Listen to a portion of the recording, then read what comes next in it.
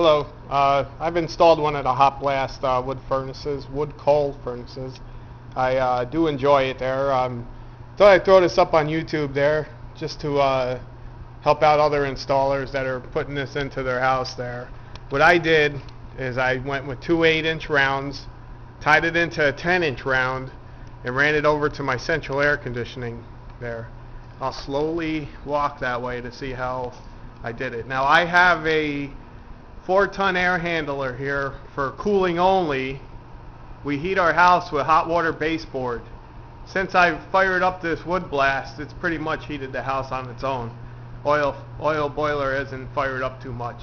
Now, I originally tied the return into the return of the AC system, but what happened there is the AC system, all the returns are up high.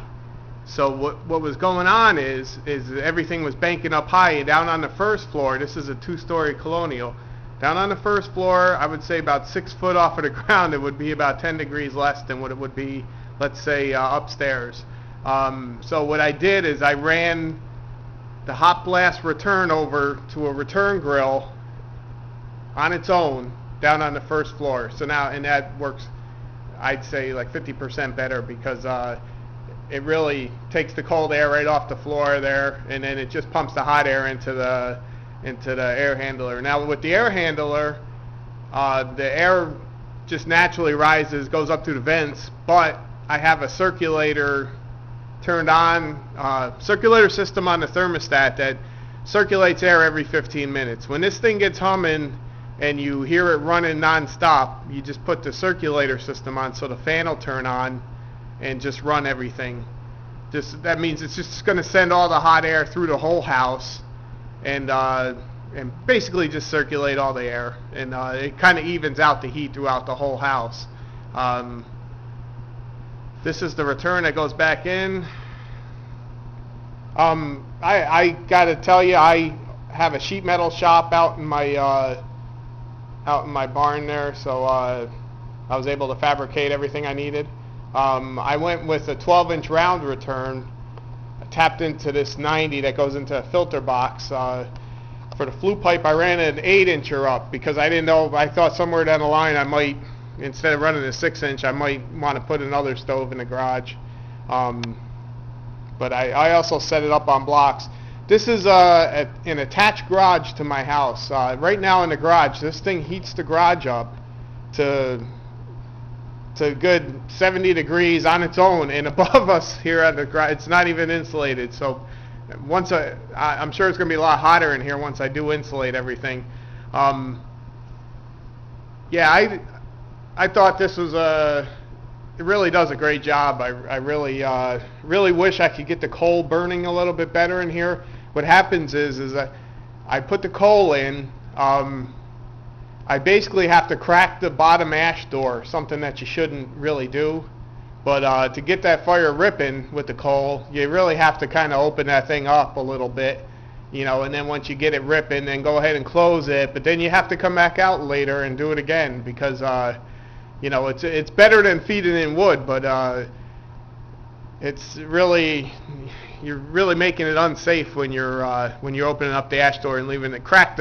I'd say not open all the way, just cracked about an inch or so. That really gets my coal humming in there. And but when you're using wood, it's just, the wood's probably burns the best in it. There's probably things I can do to get the coal burning better, like buying one of their draft inducer kits I've seen for a couple $100. I just haven't done that yet.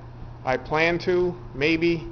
I think the first thing I'm going to do, I want to add on to this thing as I go along. I'm going to get a heat reclaimer and put it in that 8-inch flue here.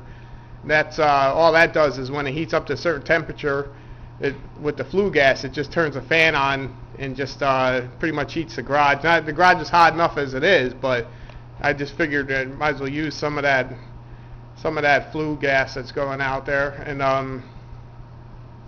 And then I was thinking about getting the inducer kit there. The dogs love it now in the garage. Usually they were in a big hurry to get into the house there at night or when it's cold there, but now they're floating around. They're more or less sleeping in the garage now all the time. This is it. All right, I'll just show you what I'm burning here. It looks like I know I just have wood in here today. So that's all. Whenever it gets hot in there, it's humming right now, and this is just a few logs. You can fill this thing right up before you go to bed, and in the morning you'll have some coals on the bottom if you're just doing wood. The ash there is really easy to clean. All you gotta do is put this sucker on and just shake it a little bit. Doesn't need much right now, but you can see the coals are falling out on the bottom there, wood coals. I did buy a ton of coal. It's all palleted right outside my door back here, and